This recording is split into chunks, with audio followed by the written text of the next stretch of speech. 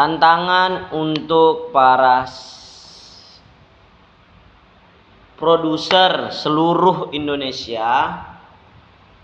Harga tertinggi aku berani, pengalaman hidup aku kasih konsepnya itu ke kalian. Aku kasih harga tertinggi dan sebagian dari uangnya itu aku ingin bagi-bagi sama pengusaha atau UMKM dan orang yang masih makan atau berpenghasilan di bawah 1 juta. Aku mau berbagi separuh dari royalti yang harga tertinggi pengalamanku selama aku terkena sihir atau pengalaman spiritual. Jadi di sini aku menceritakan sinopsis dari pengalaman hidup aku tentang diguna-guna. Jadi secara tidak langsung berawalnya dulu aku masa kecil udah ada bakat-bakat aku dari kecil, udah ada kayak aku ke tempat kejadian itu tiba-tiba pulang sakit, aku mimpi aneh-aneh, aku ngomong sendiri, aku kira aku berbicara sama manusia itu orang mengenalinya, tapi enggak. Jadi singkat cerita, setelah terasah ya, karena kita terus menerus kita mengalami kejadian-kejadian dengan pengalaman, ketemu orang, terus terlatih dunia spiritual aku sampai tibanya aku di usia 20 menginjak 21. Di situ aku ketemu calon istri menurutku karena aku dari sebuah mimpi. Menurut aku dia adalah bisikan, aku selalu terdengar bisikan dari telingaku, oh dia itu yang membawamu kaya, dia bakalan membuat dirimu kaya dengan menikah dengan dia. Jadi aku singkat cerita aku enggak mencintainya, cuma karena ada bisikan aku selalu mengikuti bisikan itu sampai pada masanya di malam itu aku mimpi aku mendapati telur dan di dalam rumah itu banyak tai. Di situ aku lihat dia kebetulan, dan di situ setelah bangun tidur aku kayak seolah-olah dejavu, aku ngalami tiba-tiba aku ngelihat masa depan melihat kejadian bahwasanya aku sama dia itu nggak mempunyai anak. Tapi karena aku nggak terlalu bisa iya bisa tidak gitu kan, suatu ketika kami kira itu hanya kebetulan, maksud aku mungkin iya atau enggak, cuman pada saat itu aku bercerita sama calon dan dia pun juga bilang mungkin kami nggak berjodoh di situ. Dia bilang dia mau pulang kampung, tapi pada saat itu adiknya terkena, nggak tahu ya, atau ada bukti chatnya juga, dia didukunin sama mantannya yang satu kampung, yang satu marga. Dia udah lama berhubungan, menjalin asmara sampai 5 tahun. Tahu-taunya dia berjodoh sama aku. Setelah itu tidak bisa tidurlah si adik ini sampai berapa minggu katanya kami dengar kabar, dan dia pun juga mau pulang. Saya nggak terima, dan waktu itu covid, jadi kami bingung juga. Terus kami mau pulang pun juga bingung, lockdown semua. Di situ aku langsung ngajak nikah agama, dan di situ langsung terlihat semuanya masa depan, bahwasanya bisikan-bisikan, aku sering mengikuti bisikan-bisikan, eh, katanya dia itu bawa rezeki kalau aku menikah dengan dia, dan kami tidak mempunyai keturunan. Tapi yang pada saat itu mempunyai keturunan itu saya antara iya dan tidak percayanya. Tapi saya mengantisipasi. Setelah itu kami bisa balik ke Medan. Terus saat di Medan saya kan semakin bisa menyembuhkan. Saya ketemuin adik ipar dan saya lihat di situ kejadian, dan timbul lagi tiba-tiba pintunya tertutup, saya tidak tahu kenapa. Dan di situ juga lagi heboh, saya lihat niatnya mau ngasih obat ke adik ipar ini, rupanya malah ada di situ ada mertua, ada adik ipar, dan malah yang tertengok itu terawangan istri. Yang kedua kalinya kami dinyatakan tidak mempunyai anak. Jadi dibilang di situ sama goibnya itu, dibilang kamu kalau mau sama dia rezeki ada biarpun naik turun, tapi kalau untuk panjang umur tidak. Di antara kalian itu ada yang meninggal, ada yang nikah 2 kali di situ terawangan. Anda tidak mempunyai anak dengan dia gitu. Jadi kami bingung dong, kami coba cari, dan awalnya aku ngobati orang, di situ aku jadi positive thinking, overthinking, langsung mertua ini langsung cari obat kesana sini, dilihat di terawang saya, katanya punya aku itu baik tapi untuk diri sendiri, nggak baik untuk istri katanya.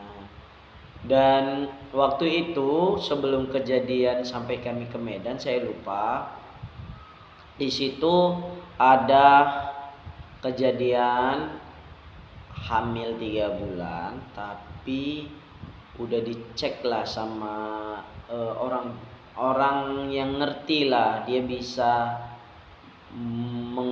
bukan mengusuk sih, melihat oh ini lagi hamil nih, ibaratnya tradisionalnya lah, orang yang tertua di situ. Jadi dilihat, katanya kamu ini ada lagi hamil, karena perubahan dari tubuhnya istri ini langsung naik, langsung gemuk, seolah-olah hamil, pucat hamil di situ, sampai keluar kayak gumpalan kayak jantung dari itunya istri.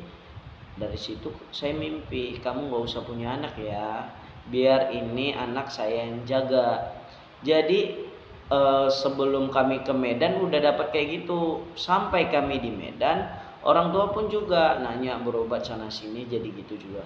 Tapi saya selalu dipertemukan orang-orang atau mengobati secara tidak langsung. Tapi saya bingung di situ, saya tidak tahu kan, karena ucapan-ucapan yang goib itu dia dengan bacaan-bacaan Al-Quran. Jadi saya berpikiran, kalau memang dia setan, kenapa dia bisa baca Al-Quran gitu. Saya bingung dong. Udah bingung, saya sampai ke Medan, terus jelasin. Di situ makin aneh lagi. Di suatu desa kecium hawa-hawa negatif, kayak saya masuk ke situ, kok beda ya. Sampai saya di Medan, bapak mertua saya udah meninggal dong. Jadi di situ saya bingung kenapa saya bisa melihat bapak mertua, dan saya kasih tahu ciri-cirinya. Bun, bapak mertua ini dia giginya itu nggak rata ya, mukanya kayak si adik yang nomor 2 ya. Dan benar, di situ saya panik, saya takut, shock, langsung saya bingung. Dan di situ ada kejadian juga yang sepupunya istri ini meninggal. Tapi sebelum meninggal itu saya udah ngungkapin ke dia, kalau kamu mau meninggalnya di Medan, kamu balik dan kamu beli susu Bear Brand dan Nenas untuk mempertahankan. Semoga aja prediksiku salah. Saya bilang gitu dong. Karena di pikiran saya langsung negatif, langsung nampak itu kayak gini. Kalau kamu ngerasa mau minta maaf sama keluarga, kamu cepat balik, kamu ayo ke balik, ayo ke rumah, ke kampung. Dah. Jadi yang kejadian lain itu saya udah bilang, dan itu ketemu lagi. Jadi di dalam suatu desa, bayangkan suatu desa yang kita baru masuk, itu cerita rakyatnya itu saya temui tentang ular. Di lokasinya Sidikalang itu tentang kampung yang kalau kita ngerasa sakit hati, kita ngerasa kurang bersyukur, kita ke atas gunung itu nggak boleh.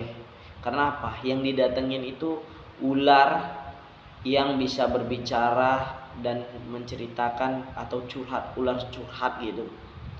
Di situ saya bingung.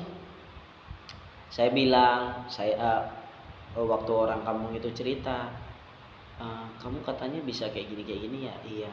Apa yang bisa dapat dari sini? Katanya di sini kalau orang pendatang mana tahu datengin kamu ngasih emas, jangan nampak terserakah ya. Kalau kamu serakah nanti kamu ada efeknya gini.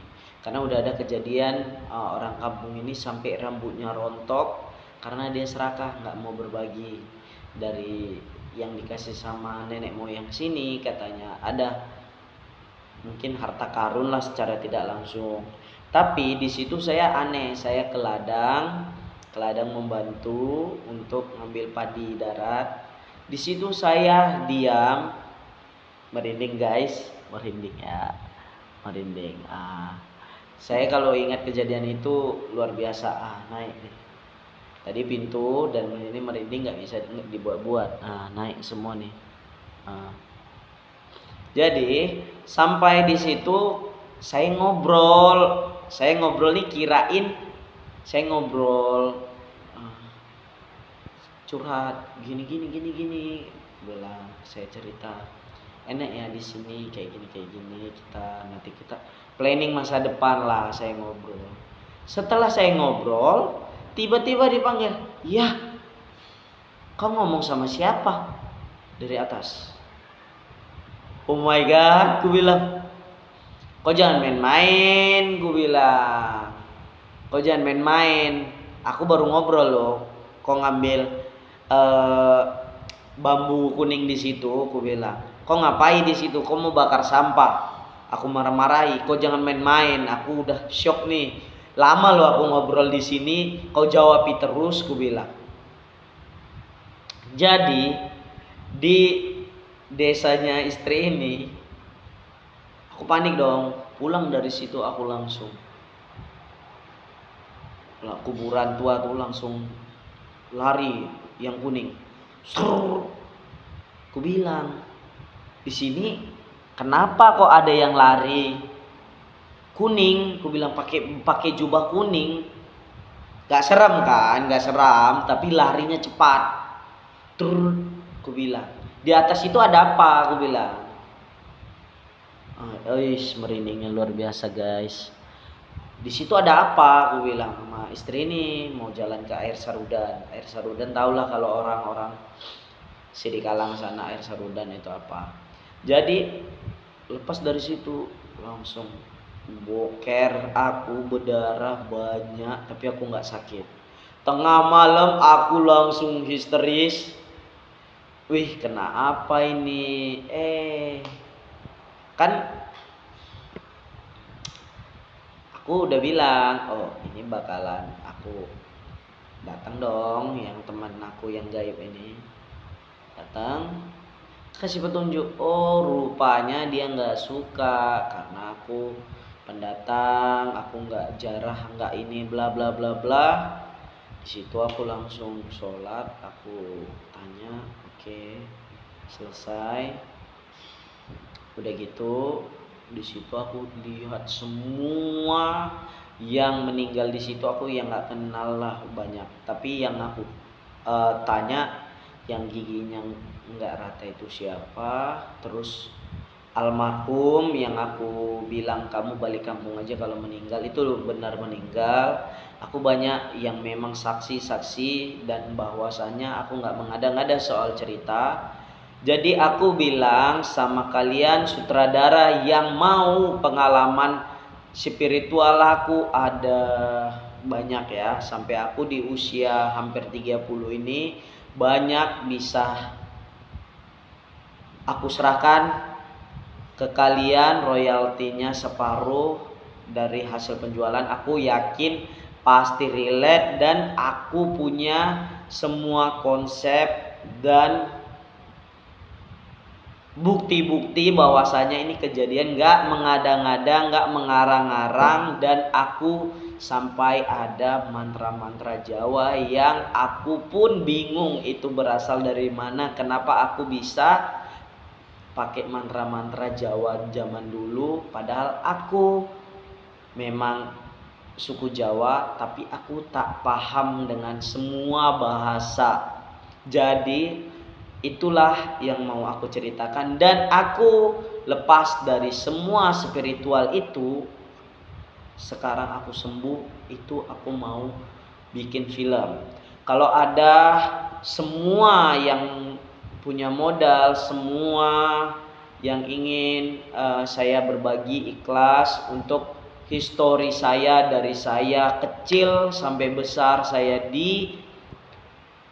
dekati dengan dua alam, saya nggak mengada-ngada, sampai saya dikira di sekolah itu saya stres, sampai saya mau di DO itu ada semua, dan saksi mata, saksi bisu tertulis dan bukti video itu ada semua.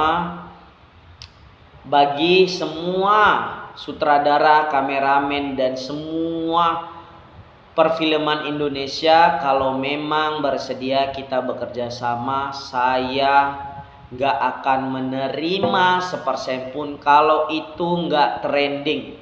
Pasti itu memang di luar nalar dan semua itu nyata, tidak dikarang-karang, real. Dan istriku pun juga, dia tidak percaya sama jin atau setan.